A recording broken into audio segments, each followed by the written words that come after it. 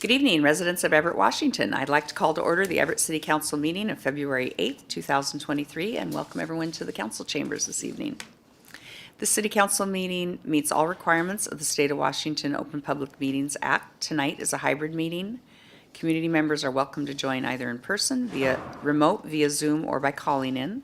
For those who wish to participate in the future via Zoom, you'll find the instructions to register for public comment on the City of Everett website under the City Council Department. Please note, we do not allow comments on any kind of campaigning, whether for or against ballot measures or candidates running for office.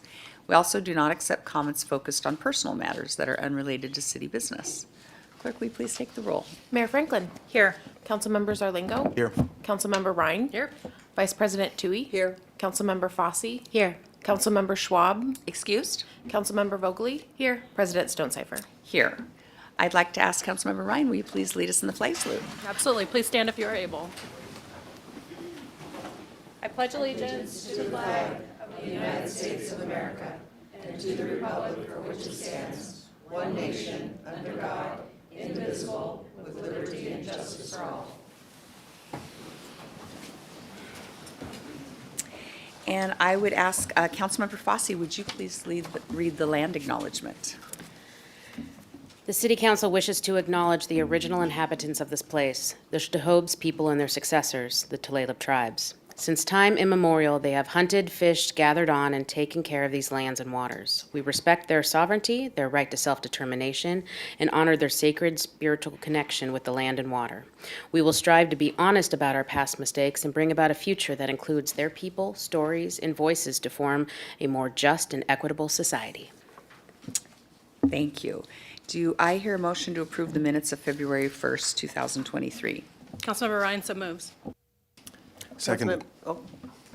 We've got a Second. We've got a motion and a second. Clerk, will you please take the roll? Councilmember Zarlingo. Yes. Councilmember Ryan. Yes. Vice President Tui. Yes. Councilmember Fosse. Yes. Councilmember Vogely. Yes. President Stonecipher. Yes. Good evening, Mayor Franklin. Good evening, President Stonecipher. First, I'm going to extend my apologies. I have to leave after Mayor's comments. I've got an event with my daughter tonight. But before I do that, I had a great trip to Olympia today and met with Representative Fosse and Representative Cortez, as well as some other folks in Olympia to talk about public safety and some of the other priorities of the city, including the stadium. So they're good meetings. And then I would love to invite Chief DeMarco forward to introduce a number of new firefighters to the Everett Fire Department.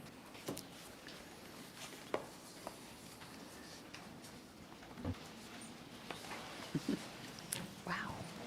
There's fine. Thank you, Mayor. Good evening, Council. Dave DeMarco, Fire Department. We have here tonight 8 new members of the Everett Fire Department. They're with us now after 16 weeks of Fire Training Academy and another 6 weeks of in-house training, and they actually just joined us on the street last week. And a couple of them here have already been on some fairly serious incidents and are starting to learn what it's like to work in Everett. I'm going to introduce each one, and at the end, we'll give the opportunity for council to welcome them. So first tonight, we'll just kind of cramp while we step forward. Trevor Greenhaw. Trevor is from Kirkland. He spent 8 years in the United States Air Force and Air National Guard, and 3 years as a CrossFit coach. He's one class away from his associate's degree, and he enjoys many outdoor physical sports, including snowboarding, backpacking, rock climbing. He enjoys building things, including his off-road truck, and is currently working on a drift car. Next is Elizabeth Guys. Elizabeth lives in North Seattle with her wife and 2 dogs. Dogs are Maverick and Frankie, having moved here from Richmond, Virginia. Liz earned a soccer scholarship to Virginia Tech and then Hofstra University and graduated with a BS in Geology and Environmental Resources. She attended paramedic school at the Virginia Commonwealth University in Richmond, Virginia, and has worked for the last 4 years as a firefighter paramedic in Henrico, Virginia. Liz enjoys anything outdoors, including traveling, surfing, hiking, snowboarding, biking, and camping. Liz, welcome. Next is Marcus Lesner. He's from Denver, Colorado. He recently moved from Lake Bay, Washington with his wife Kathleen, who is also a firefighter paramedic, and their 11-month-old son. Marcus previously worked for the city of Aurora as a firefighter for 6 years and as an Army firefighter. He originally went to college for fire science and most recently completed a paramedic program at the Community College of Aurora.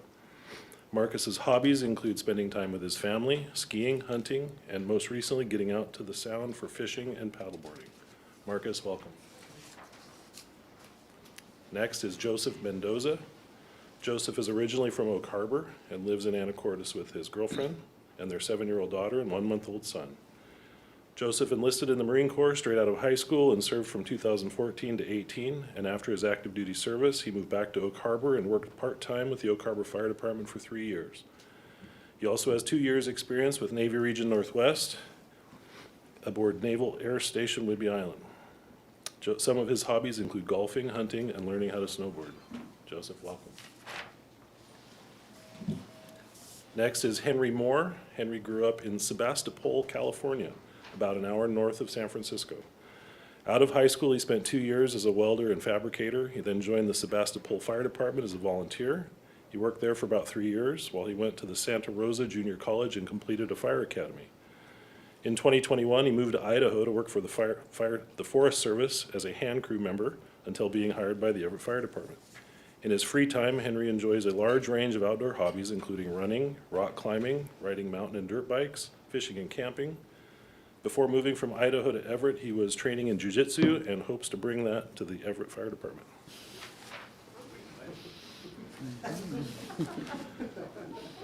Purely for physical training. Next up is Joshua Chang. Joshua was raised in Stanwood and now lives on Camano Island. He's been married to his wife for 6 years, and they have 2 beautiful children who are 5 and 3.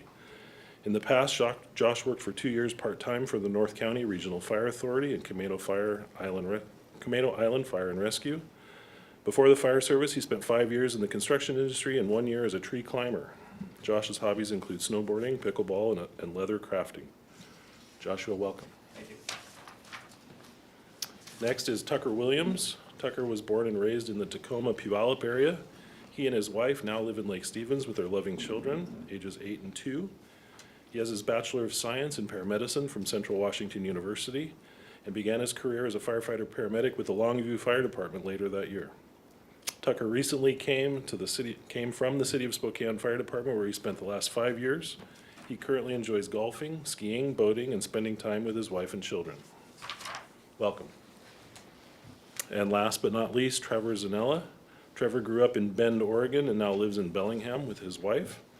Trevor began his fire service career fighting wildland fires in Oregon. After a couple of summers of seasonal work, Trevor began work for the Sun River Fire Department. Concurrently, he attended Central Oregon Community College, where he graduated with a fire science and paramedicine degree. Trevor and his wife relocated to Washington several years ago and has worked for the City of Mount Vernon Fire Department since, until recently being hired by Everett Fire. When Trevor is not working, he enjoys flying and aviation-based activities, as well as outdoor sports like hiking, biking, and fishing. Welcome. Fly fishing. Close. Thank you.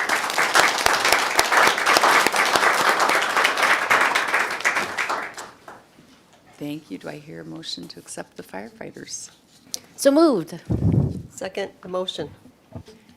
And clerk, will you please take the roll? Councilmember Zarlingo. Yes. Councilmember Ryan. Definitely. Vice President Tui. Yes. Councilmember Fosse. Yes. Councilmember Vogely. Yes. President Stonecipher. Yes. Thank you.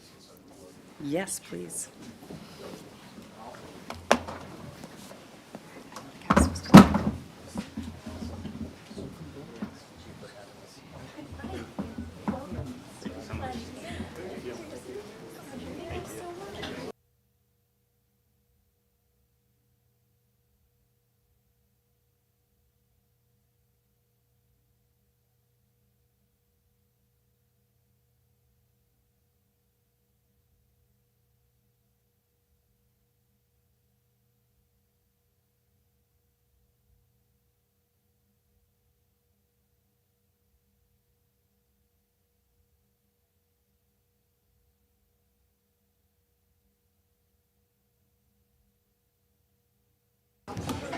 Well, congratulations to our new firefighters, and with that, I have no further comments this evening, President Stonecipher. Thank you.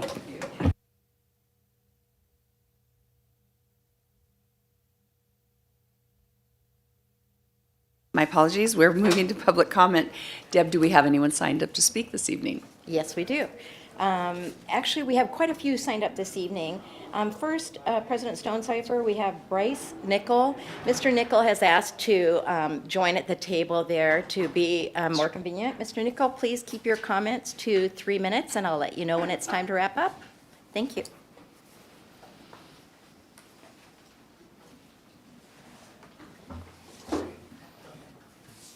Thank you. My name is Bryce Nickel. I'm from District 1. I'm a self-advocate for the disability community. And I wanted to talk about future proposals I plan to bring forward in the future after going over the city code. I would like to make sidewalk, snow, ice, leaf removal, and sidewalk maintenance a city service. So right now, it's required for private and businesses and homeowners to clear sidewalks, which is rarely done or enforced. And currently in Chicago, they're fighting for services so disabled people can get out of their homes and use businesses, which I also had a problem with last winter with my mobility issues. I also would like to see non-elderly disabled people added to senior housing eventually, though this is more like a county and state issue. I would like to see negotiating with private parking lots to make parking free for handicapped people, or to create street handicapped spots outside these private lots that cost money for disabled people. Example of this would be the hospital has a red zone on the north end and loading, unloading zone on the south end for 2 blocks. And if you don't want to pay for parking, you have to park 2 blocks away and walk to the hospital. So either one of those 2 options would be great. Negotiating with the hospital or adding disabled parking spots on the street. Example would be the middle loading, unloading zone between the 2 parking lot entrances. I would like to see all public parking lots and garages free for handicapped people, if they're not already. I would like to see the anti-free speech language from the aggressive begging city code to be removed. So instead of saying words or actions, it just says actions.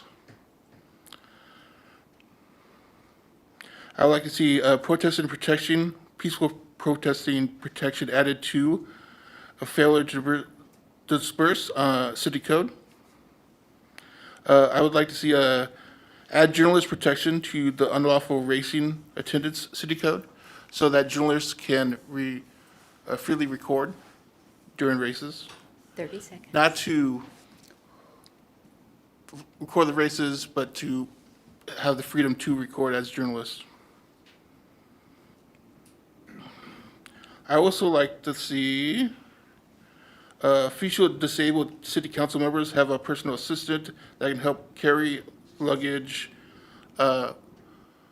transport them to and from venues when needed, and do sign language for meetings. So even if the disabled council member didn't need sign language, they could do sign languages for the live stream. If we could ask you to wrap up, please, Mr. Nickel. Yeah, that's it. So Thank you very much for your comments. We also connected Mr. Nickel's information with city team members today to reach out to him. Thank you. Thank you. And next I have Tim, is it Carroll? Yes, it is, Carol. Yes. Thank you. Coach. Hello, everyone. My name is Tim. Thank you so much. Thank you. Hi, my name is Tim, and I'm a bus driver at Everett Transit and a union member with ATU 883. The union has been watching the discussions about a possible merger of Everett Transit and Community Transit, and we wanted to share some additional facts that haven't been shared just yet. That's why we gave you guys these folders, these presentation folders. And one thing is, Everett Transit pays Community Transit a portion of its revenue to Community Transit to operate the Swift Blue Line through Everett. And last year, that was approximately about $2 million. And the rest of Everett Transit's revenue is used to pay for its paratransit and fixed route or city busing service. The fixed route service has 8 routes that run all day long that supports Everett's businesses, city and state government, and the people who need us. The 8 all-day routes with the Swift Blue Line account for 36,400 spaces to sit or stand while riding a bus through Everett every weekday. That's 36,400 spaces every weekday. And Everett Transit is currently transporting 4,000 passengers every weekday. So the drivers of Everett Transit, we can see how that we are way more than adequate, and we can handle continued growth for years to come with the existing personnel and buses we currently have. I'm recommending that Everett taxpayers pay 100% more for Everett Transit tax rate, and we believe would be extremely excessive and really wouldn't make a difference. So if there's a need to increase tax rates, could you please recommend something else that would make a difference? Thank you for listening, and thank you for letting me share. Thank you for your comments. Next, we have Elizabeth Chamberlain. Hi, I'm Elizabeth with Everett Transit, and I'm also a bus driver. Important facts about the Rethink Transit survey. The Rethink Transit study presented to the people who ride Everett Transit was introduced to the public in 2020 and ended in 2021 during the COVID-19 pandemic. Due to the mayor of Everett's directive, anyone over 60 who works for the city was sent home to stay safe from possibly contracting COVID-19. Everett Transit only had enough drivers to provide a 6-day Everett Transit service totaling about 900 hours of service a week. Sunday schedule 6 days a week and closed on Sundays. This level of service was about 60% reduction in service. The Rethink Transit study, concluding in 2021, showed that the people who ride on Everett Transit would like to see more service. Of course, they wanted the service to return to what it used to be. Currently, Everett Transit has answered the public's desire to increase service. There has been a 130% increase in the hours of service per week to 2,070 hours of service per week. Routes 2 and 6 have been restored, and more importantly, 89% of the routes have a bus coming down the street more often during peak travel times of the day, Monday through Friday.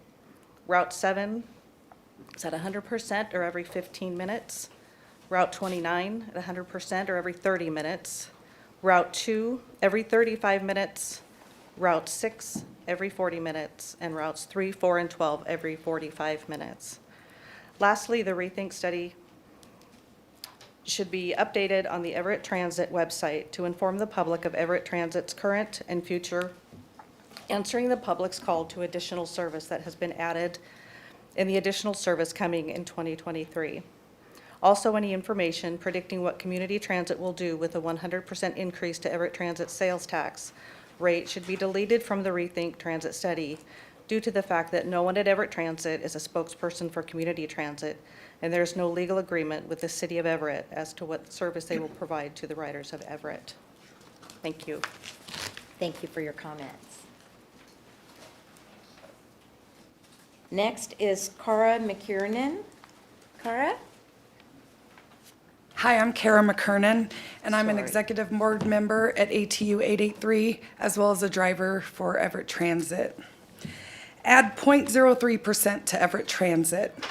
The Everett Transit Union members at ATU 883 already know that adding 0.03% to Everett Transit will cause every route to have a bus coming down the street every 30 minutes or less during peak travel times. The added revenue will also increase the number of routes in Everett and increase the spaces to sit or stand on a bus to 45,100 per weekday. The Everett Transit Union members at ATU 883 already know that Everett Transit has met the demands from the people that ride Everett Transit, that the Rethink study revealed and are preparing to add additional service and spaces for people to sit or stand on Everett Transit buses in April of 2023.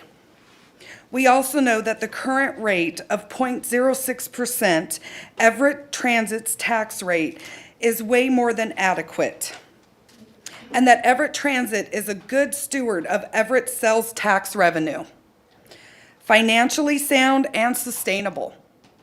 Therefore, adding 100% to Everett Transit's tax rate to add more empty spaces to sit or stand would be highly excessive and would not make a difference. Thank you. Thank you, Karen. I apologize for mispronouncing your name. Steve? Good evening. I'm Steve Ose.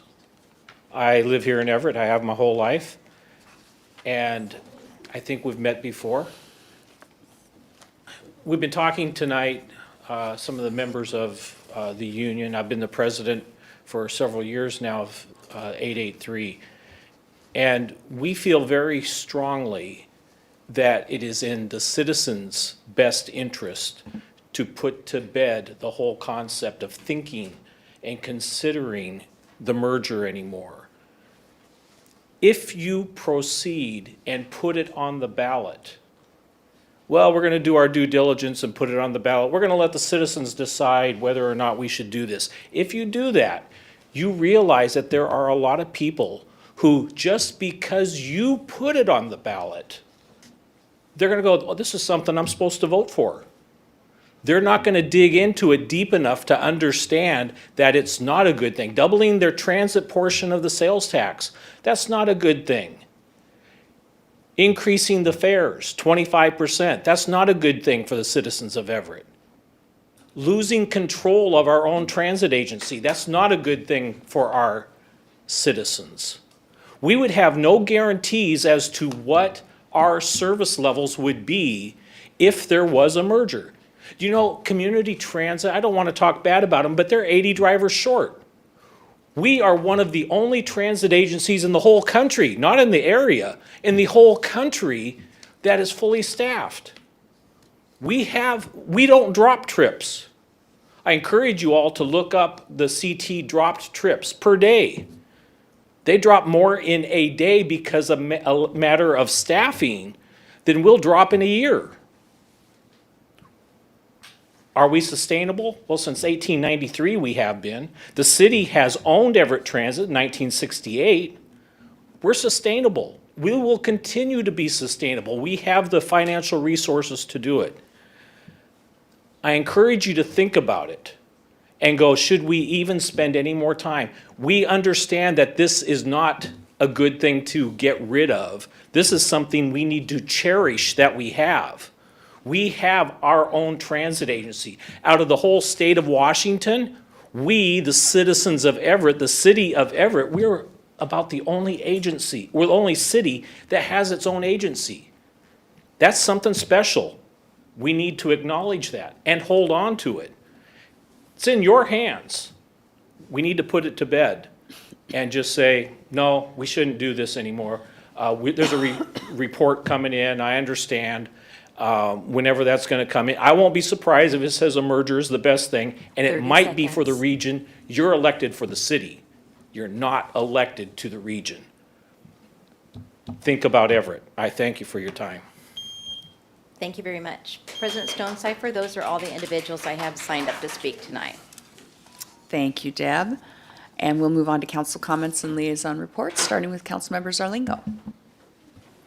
Well, maybe by coincidence, I spent several hours today on a Puget Sound Regional Council Transportation Policy Board Federal Transit Administration funding allocation group that's trying to figure out how we will acquire and spend money that'll be coming to us in the years out, 2025 and onward.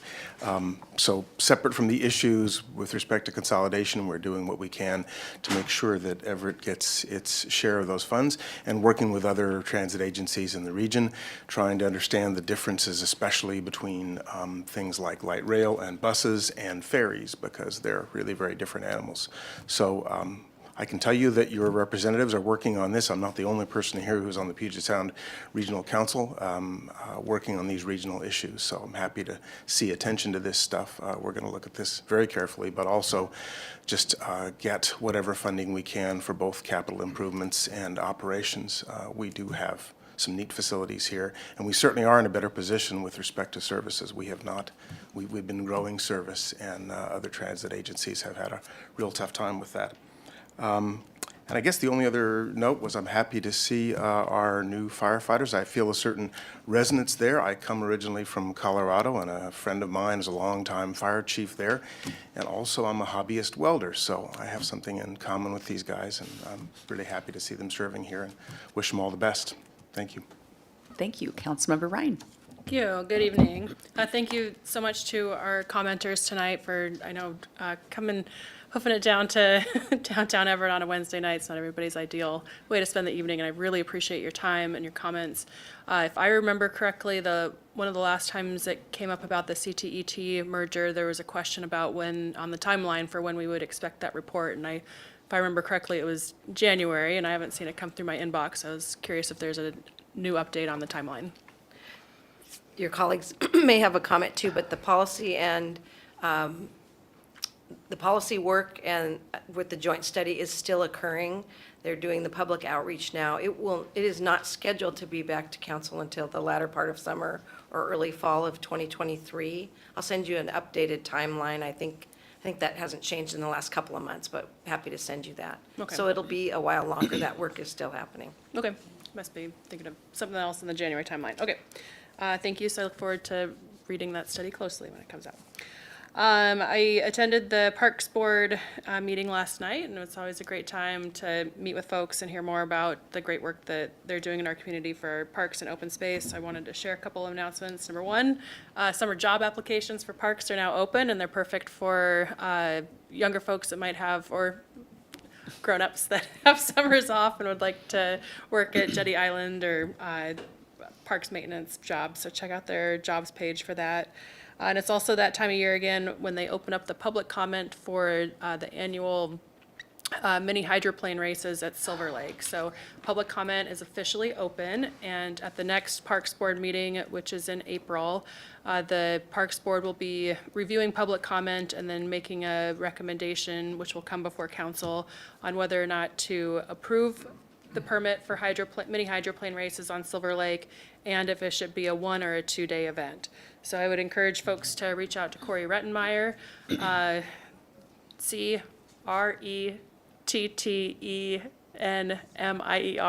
at everettwa.gov. I hope that's correct.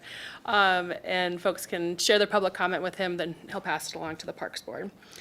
And other than that, was that all I had? Yes, and welcome to our new firefighters. Thanks. Thank you. Councilmember Zarlingo?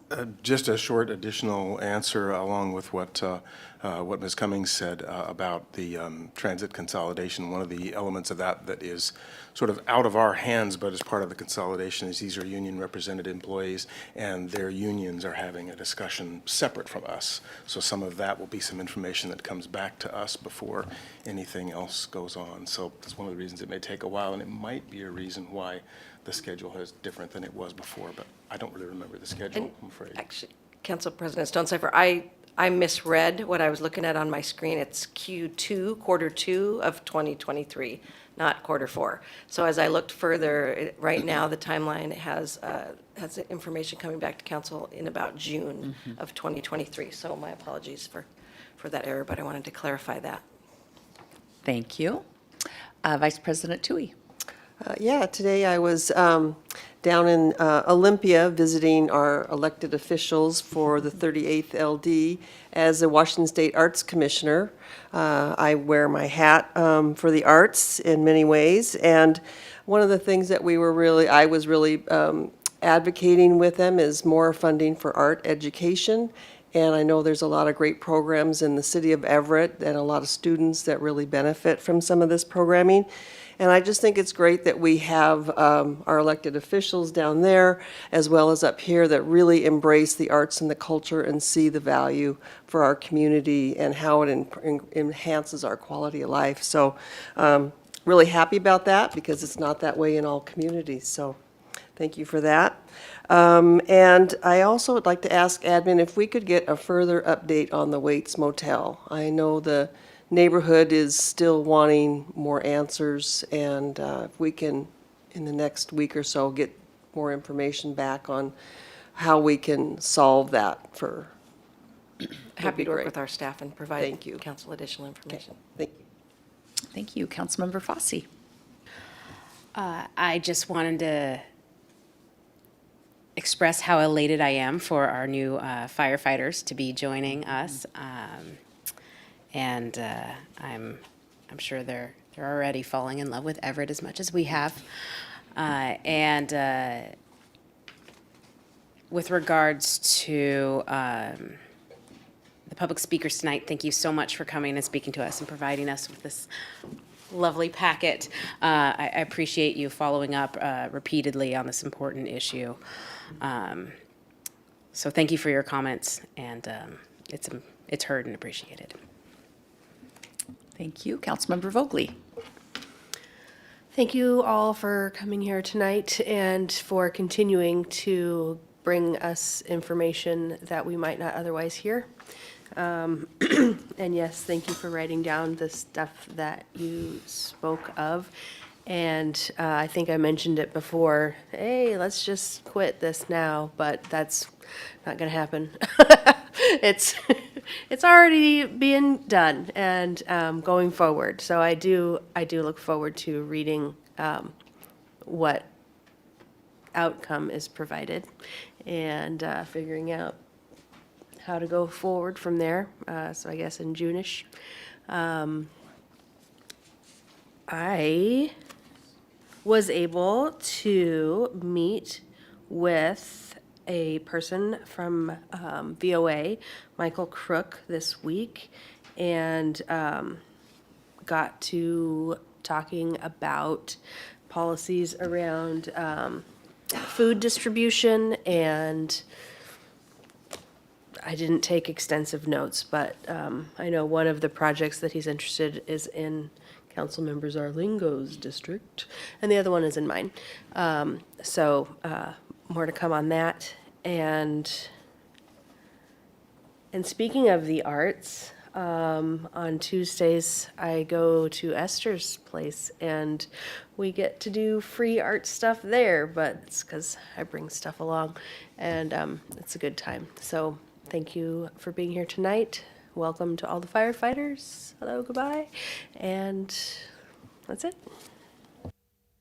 Thank you. And I'll just echo my thanks to those who came to speak tonight. Really appreciate the information you're providing. As you know, I'm sitting on the CTET committee and listening to the information that's being brought forward. And just know that I, too, I know we need to have more service in the city, but I do appreciate the work that you do at the city. And I do believe that there is value in having an independent transit agency of our own. So I'm keeping an open mind to the information that's being provided to us. So I just want you to know that. And also welcome to our firefighters who are gone. I just wanted to remind my colleagues, I mentioned at last council meeting that it is my intention to call a special meeting for February 22nd at 6:30 p.m. So that will be an evening meeting. We'll be canceling the day meeting. And then also, we will be bringing forward an ordinance for first reading and proposed action to council next week that establishes meeting times to formalize that change of the fourth meeting to an evening meeting rather than a day meeting. So we'll have time to deliberate that. That will also give our community and our residents time to consider how that affects them and whether they want to make comment about that. We're also moving forward with updating the council procedures in Section 9 of our Resolution 7752, and Angie is going to be sending out an email with steps to follow on implementing changes. We're just for ease of sort of changing the document, we're going to have the city attorney's office and administration take our comments from the retreat and try to incorporate those in, and then we will be reacting to that as we see it. So if something was left out or it gets in there that doesn't need to be there, you'll have a chance to kind of look through and just say, hey, wait, I don't remember this, or I don't remember it this way. That's it. Do we have an administrative update this evening? No update this evening. Thank you. Councilmember Vogely. Thank you again. And Mr. Nichols, totally, thank you for speaking up too. My goodness. Disability rights are absolutely important, and I know, just thank you. And I'm sorry that I missed that earlier. Thank you. Thank you. I will move to City Attorney. Mr. Hall, do you have anything for us this evening? There's no report from legal. We are asking for a 10-minute executive session to discuss a legal matter pursuant to RCW 4230-110-1I with no announcement to follow. Thank you. We'll move to our consent agenda. Do I hear a motion for the 4 consent items? Councilmember Ryan, so moves. Councilmember Tui seconds. We have a motion and a second. Clerk, will you please take the roll? Councilmember Zarlingo, Yes. Councilmember Ryan, Yes. Vice President Tui, Yes. Councilmember Fosse, Yes. Councilmember Vogely, Yes. President Stonecipher. Yes. We have 2 proposed action items on for first reading. I will read each one into the record. Item 5 is Council Bill 2302-03, first reading. Adopt an ordinance creating a special improvement project entitled Hannahbrook Park Improvement Project, Fund 354, Program 085, to accumulate all costs for the project in the amount of $110,000. The third and final reading on this will be on February 22nd. And item 6 is Council Bill 2302-04, first reading.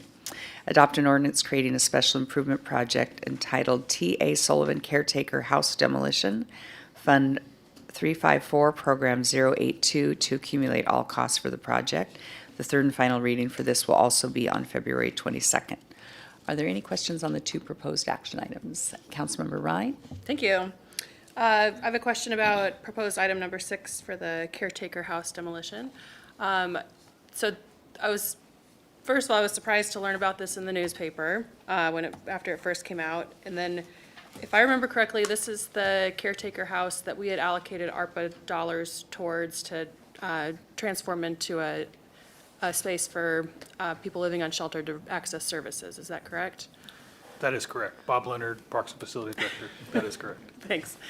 So for administration, when can council expect an update on how those ARPA dollars are impacted? Great recollection on your part. That is absolutely correct. We addressed early, once we realized that it was a total loss at that site, started brainstorming other facilities. I don't believe we've landed on an additional facility. I think the hope was to engage with council or a different facility for that work. We've been working with Julie Willie to try to identify some other locations. I think we've narrowed the list down, but we don't have a final location yet to bring to council.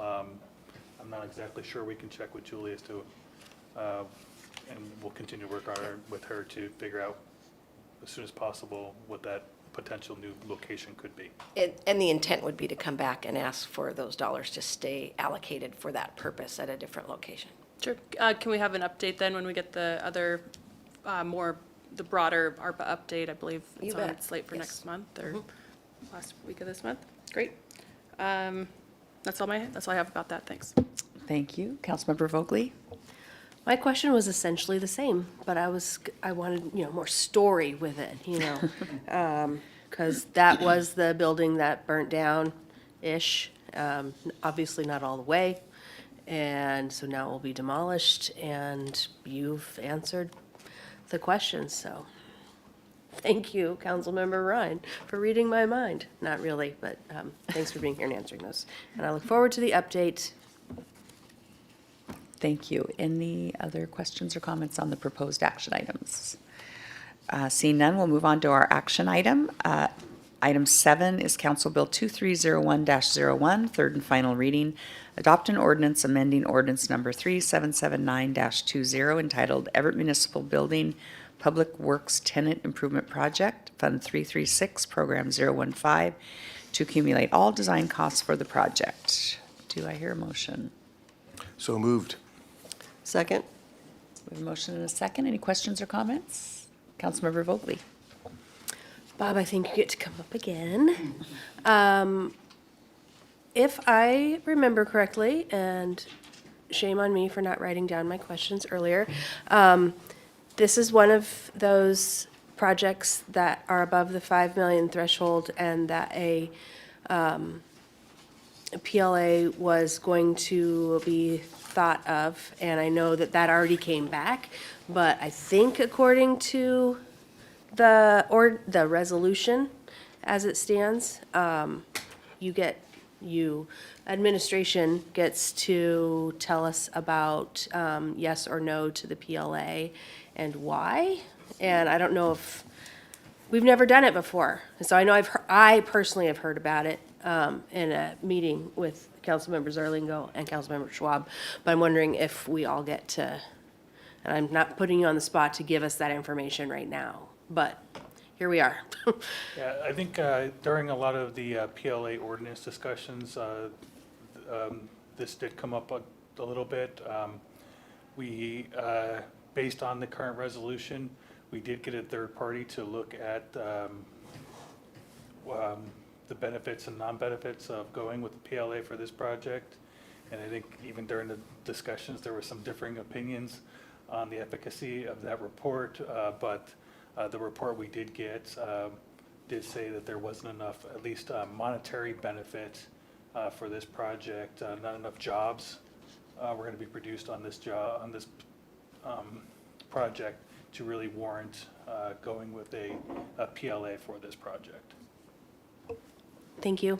I guess just for future,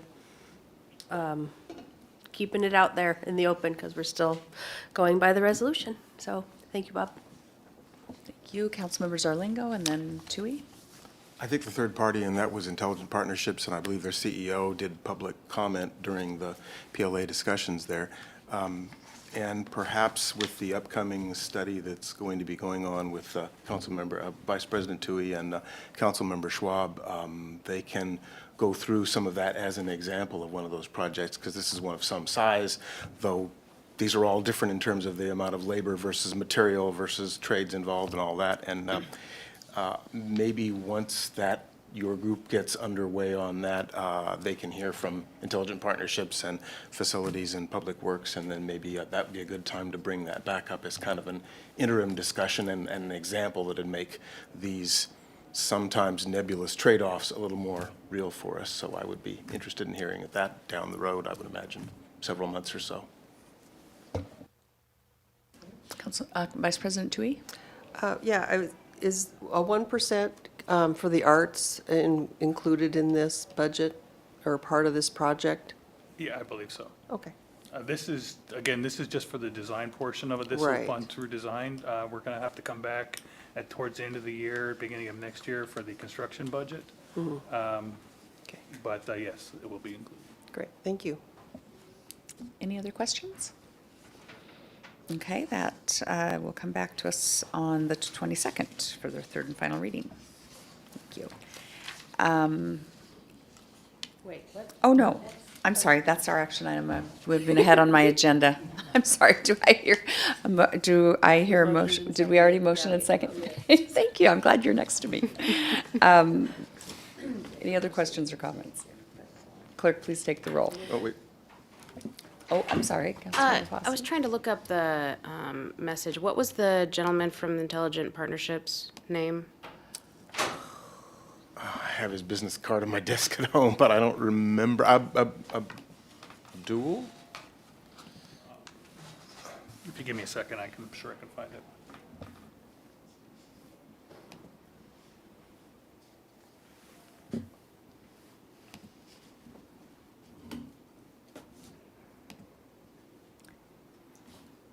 Maybe if we all look together.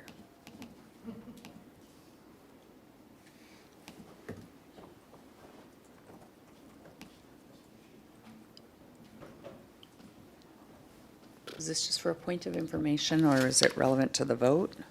Yes, it is relevant to the vote. Okay, thank you. Because he did come and testify, and I believe with the testimony, he said it was misrepresented on the status of the study, so.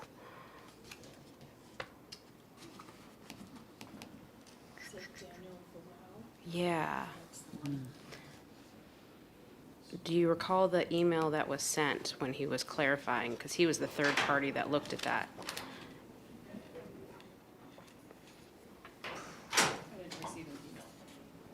I have the project analysis.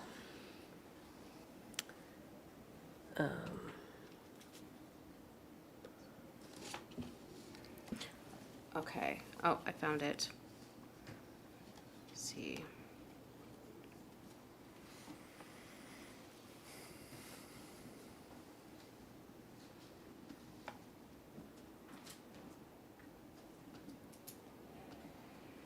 It said, he clarified that their review did not take into account the current project administration functions the city utilizes to ensure value in its use of public funds, constituent engagement, or supplier value that represents significant value adds if the city were to utilize PLA structures as a matter of practice. That is not what we were asked, and I'm providing some insight here, as it is not sufficient to simply rely on job numbers to determine the value of the policy practice. We were only asked to use PLA in the construction mix provided would generate significant new job creation. The project itself is a 4-story remodel and has to account for the existing workforce, including the mix of journey workers and existing second, third, and fourth and fifth year apprenticeships, as the regional construction workforce is migratory and moves from project to project as work becomes available. It's a simple math problem. And how many jobs were typically generated in the construction effort as designed, and how many be occupied. The calculation is just rooted in anticipatory construction delivery.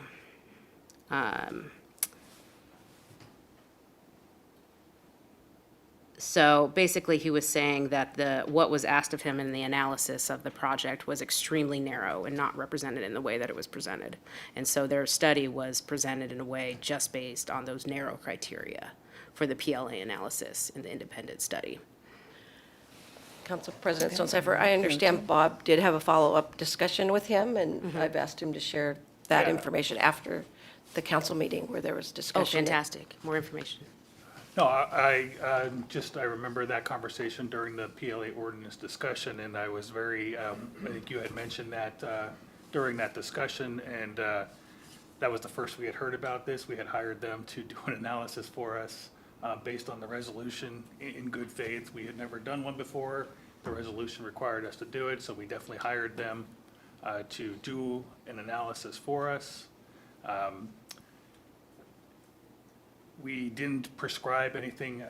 Actually, at the time, I don't know that I would have even been able to articulate a specific scope to isolate any one way or the other. We were really relying on them to be the expert to let us know generally if this would be a project that would be a good project for a PLA. So I was really shocked when I did hear that, and when we talked to him afterwards, he did stand by his report, basically acknowledging that the scope of this project was borderline one way or the other, but looking at the job numbers, he still said that he didn't think this would be a good candidate. However, there was these other benefits to the community that if the council was very interested in having, those could make up for the fact that those lower job numbers weren't there. So it really just was depending on what council or what the city is looking for to really make that determination as to whether or not ultimately the the project was worth it or not.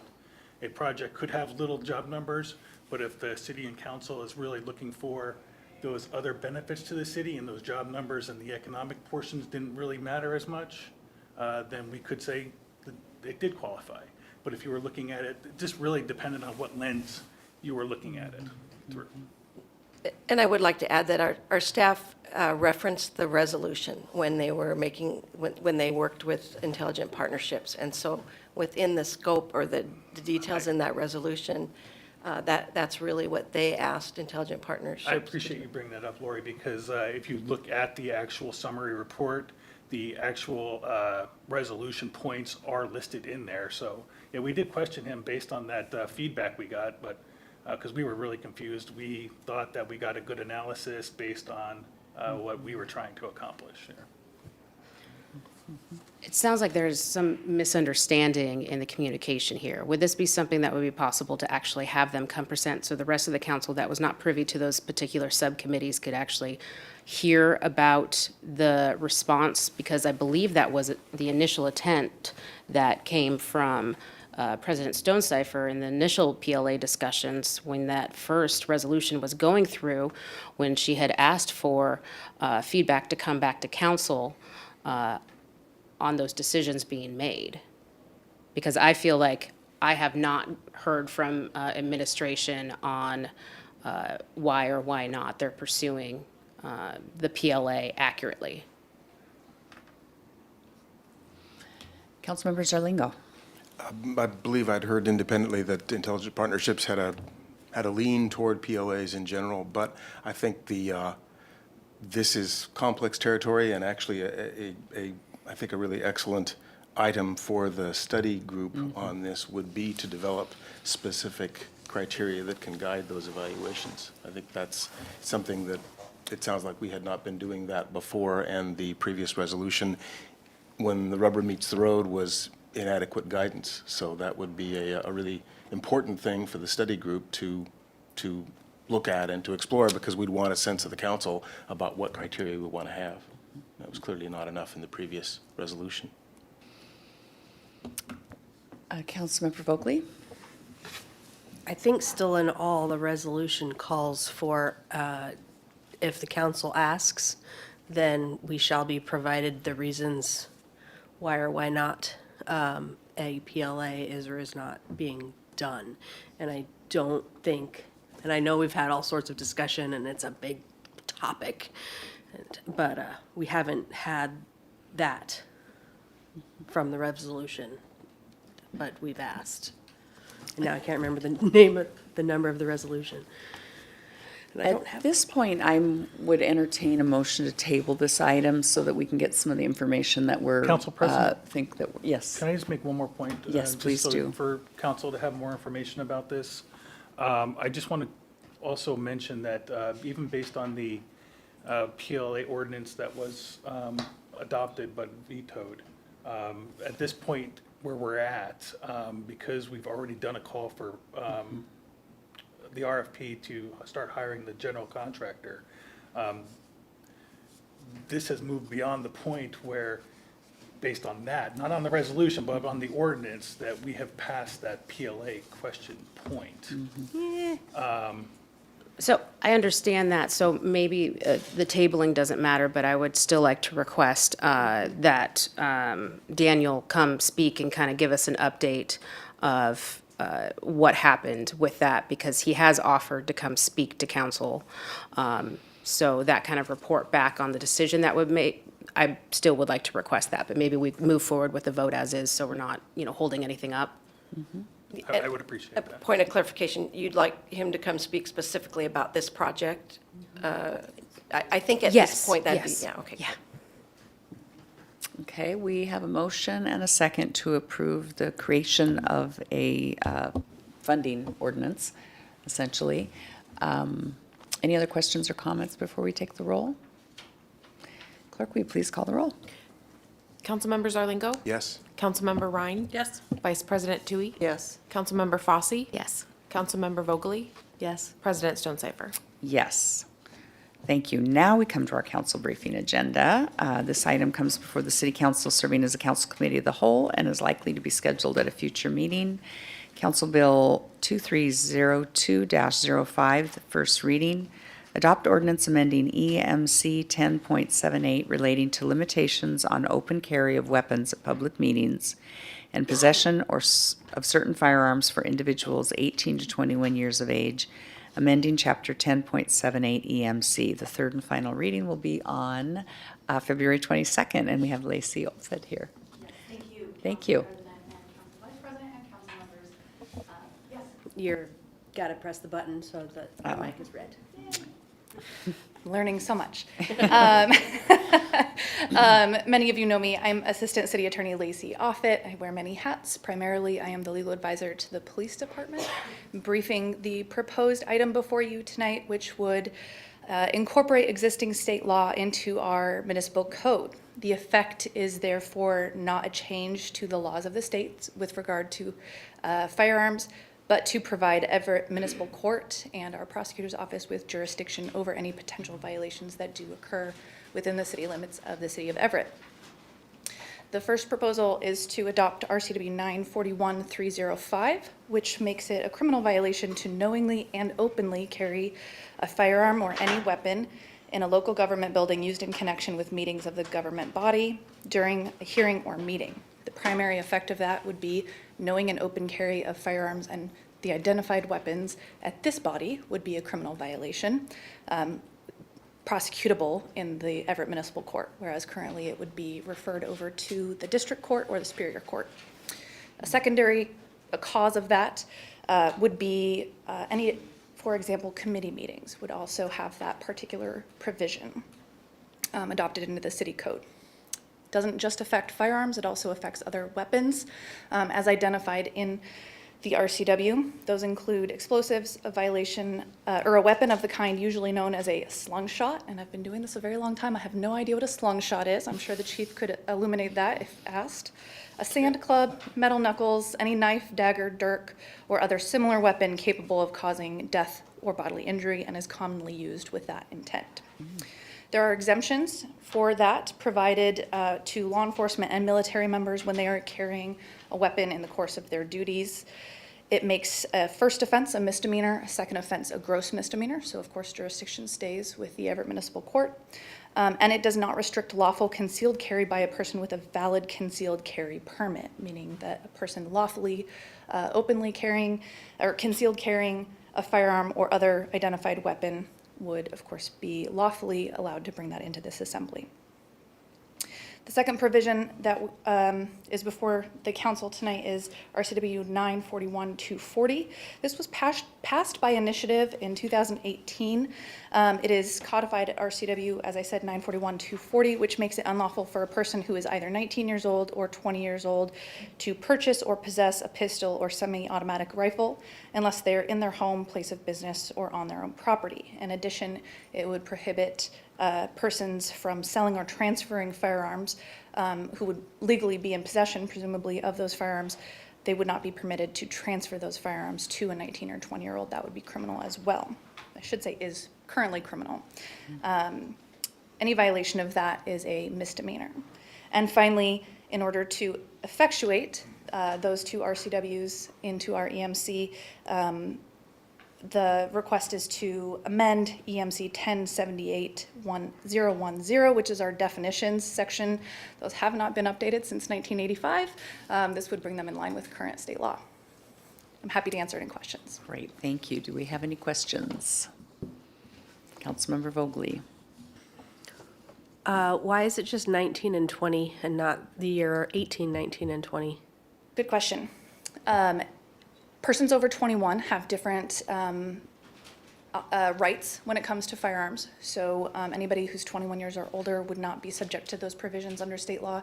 And similarly, people who are under 18 years of age have much restricted firearms rights. And so their rights are governed by different state laws. But that 18, like, once they turn 18, they're not 19, but they're not 17 anymore. So when does it, I'm assuming that it's 18 to 21, and so, but I know in the law, it gets really tricky about, well, what if I'm one day above 18 or whatever? So is it written specifically so that it is really the year of 18 and the year of 19 and the Yes. year of 20? Yes, and I apologize if I misspoke. It would be anybody who, the day of their 18th birthday is considered 18, and these restrictions would apply. Okay. Thank you. Thank you. Any other questions or comments? Nope. Thank you. When concealed carry, so I'm not recollecting if we, as a council, we talked about this a little bit at some point about weapons within council chambers. And it seems like even concealed carry wasn't allowed here, but maybe that was just part of our discussion and what we wanted, but maybe it wouldn't be legal or something. So maybe somebody else has a recollection, like maybe the chief is looking like he might have something to say. But, so my point is, this will be it. And if we say yes to this, then concealed carry will be permitted. This, If you're the right age and you have the right credentials. Sure. This would align the Everett Municipal Code with what is currently existing law as far as criminal enforcement goes, to the extent that council could or may adopt more restricted provisions. I would have to defer to our city attorney, and probably that would take some additional research. That's fine. I don't need it right now. Thank you. It was my understanding that we could not preclude a concealed carry. Is that correct? Or is there some circumstances under which we might be able to change our own municipal codes to preclude that? I see. State law vastly preempts municipal law That's what I in thought. their ability to further criminalize what is not criminalized at the state level. That's what I thought. So we cannot prohibit concealed carry as long as they're doing it legally. Well, the lawyer answer is there may be some very limited circumstances where that would be permitted, but it would take some very in-depth legal research that I'm not Okay. prepared to speak on tonight. Very good. Thank you. Any other questions or comments? Okay, we will see you, I guess, on the 22nd when this comes back for final reading. Thank you very much. We're going to move on to our Council 2023 priorities discussion. First, I want to thank everyone for last week's discussion. We came up with a very long list. I did send an email this week explaining that we are not going to be able to do the prioritization process that our facilitator had originally suggested, which was to vote with 9 dots. But given the length of the list, she thought that was going to be completely inadequate and felt that she would like to try a different method. So we've sent out to you the list of all the priorities. They're very lengthy, and you'll be doing your own ranking from 1 to, in some cases, I think it's like 1 to 20. Which one you think is the most important to the least important, and then she'll use that to kind of help us get some prioritized lists that she will bring back. And then I also asked you, as council members, to prioritize your preferred committee assignments. I think we now kind of have a sense of what the committees will be working on. So if you can let me know what you're interested in, we can kind of facilitate and make that happen more quickly. Vice President Tui, do you have a question? Yeah, I just wanted to clarify, so I believe Kathy put things, our priorities under different categories, like public Yes. safety and housing and parks. And then within those, we rank everything under Yes. each of those categories. Yes, sorry, good clarification. Yes, each of those categories, so each of them ends up with their own ranking within, because it didn't seem fair to rank across, because obviously a lot of the housing stuff would take more priority than maybe some of the other things. And then once we get all these things done, we will, at the February 22nd meeting, which sounds like it might be shaping up to be a doozy, but at that meeting, we'll come back and bring back all the rankings and the committee assignments, and we'll have a discussion then. And then from there, I'm envisioning that those those lists, the kind of the ranked lists, will go out and move out with the committees, and then they'll be, and at the 22nd meeting, administration will be sharing their priorities and work plan in each of these areas as well. And then from there, it's going to disperse out to the committees that will probably work with administration or the department chairs and heads that are sort of relevant to those areas, and kind of come up with here's the work plan for the year. This is what we think we can tackle based on our priorities, the administration's priorities, and some of the work that is just that compliance work that we just have to do, like the comp plan just has to get done. And then I'll ask those committee co-chairs to come back and bring their report back to council at some point. We'll figure out when that can happen based on the committee meetings, but just so everyone knows sort of what the work plans are for the year. And then our council meetings, we are envisioning will be held in the chambers before our council, the committee meetings will be before the council meetings. They will be televised and recorded so that anyone can attend, including other council members who may want to come and attend the meetings where that happened in the past. And there will be a good record of them for our residents and citizens to take a look at if they want to see what we're working on. And then I received recommendations from our facilitator regarding 2 topics that are going to be addressed separately by creating 2 kind of council subcommittees. They'll be probably more ad hoc, and they'll do their business and be done. One is for the guidelines for communication, and then the other one is the remote attendance at council meetings. So I'm not exactly sure. She just sent the report with those recommendations in it. So I will send another email with those kind of the descriptions of what that work plan will be like, to ask for council members to volunteer to work on those 2 work projects. That's all I have. Any questions? Yes, Councilmember Ryan? Great, thank you. Thank you for the update. I'm excited, very excited about it. Yeah. I was also curious too about timeline and next steps for outside committee liaison assignments. Yes, I think we probably can send those out now. And I mean, because it looks like the committee assignments are going to be pretty evenly split. So I think I could send those out fairly soon. Everyone's been serving on the committees that they were assigned last year so far, right? Yeah. I'll get those dusted off and make sure that those get out. Will you remind Angie? Thank you. And any other questions? Maybe. Maybe. I think I just found the one that you sent, and I was going to ask, did you send that already? I think I But, did, probably at a weird hour. Okay.